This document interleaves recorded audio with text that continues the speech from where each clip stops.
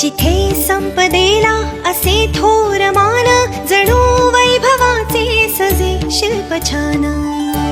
सुवर्णाची या ग्राहका नम्र राहे, असे सर्व भूमंडळी एक आहे. गणेश रामचंद्र आपटे, मंगळवार पेठ आणि लकी चौक. आणि आता नव्या अलंकारांसह नवे दालन, रामकुटी 7 रस्ता सोलापूर. गणेश रामचंद्र आपटे.